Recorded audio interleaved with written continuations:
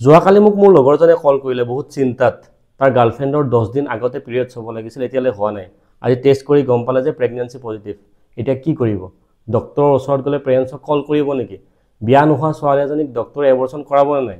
নমস্কাৰ মই ডক্টৰ হিৰজ্যোতি ডেকা এনেকুৱা সিচুৱেচনত আমাৰ ম্যাক্সিমামে কি কৰিব ভয়ত ফাৰ্মাসিত যাব মেডিসিন কিনি আনি এবৰ্চন কৰাব আৰু তেনে ফলত ব্লিডিং হৈ পেশেন্টৰ মৃত্যু মুখত পৰিব পাৰে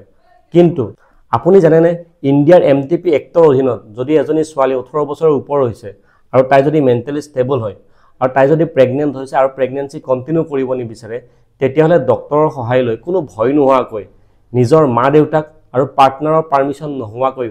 অনলি নিজৰ পাৰমিশনত তাই এবৰ্চন কৰাব পাৰে কিন্তু মনত ৰাখিব প্ৰেগনেন্সি 20 সপ্তাহৰ ভিতৰত হ'ব লাগিব ডক্টৰৰ ওচৰত গৈ ডক্টৰে প্ৰথমে আল্ট্ৰাসাউণ্ড কৰি চাব একটো কোট ইমপ্লান্ট হৈছে ইউটেৰাছৰ ভিতৰত হৈছে নে বাহিৰত কৰবাত হৈছে বহু ক্ষেত্ৰত এনেকুৱা দেখা যায় এই একটো আপোনাৰ ইউটেৰাছত ইমপ্লান্ট নহয় ফেলোপিয়ান টিউবত গৈ ইমপ্লান্ট হয় আৰু তেনে ক্ষেত্ৰত আপুনি যদি ডক্টৰৰ সহায় নলয় আল্ট্ৰাসাউণ্ড নকৰাকৈ ফাৰ্মাসীৰ পৰা মেডিচিন আনি খায় তেতিয়াহলে টিউব ফাটিব পাৰে আৰু ছোৱালীজনীৰ মৃত্যু মুখত পৰিব পাৰে যাক আমি মেডিকেলৰ ভাষাত ৰাপচাৰ্ড এক্টোপিক প্ৰেগনেন্সি বুলি কওঁ আৰু এবৰ্চন হোৱাৰ পিছতো আপোনাৰ আল্ট্ৰাসাউণ্ড কৰি চাব এবৰ্চন কমপ্লিট হ'ল নে নাই যদি ভিতৰত কিবা প্ৰডাক্ট ৰৈ যায় তেতিয়াহলে আপোনাৰ ইনফেকচন হ'ব পাৰে আৰু আপুনি যদি বিচাৰে এনেকৈ হেলদি হৈ থাকিব তেতিয়াহলে মোক ফলো কৰক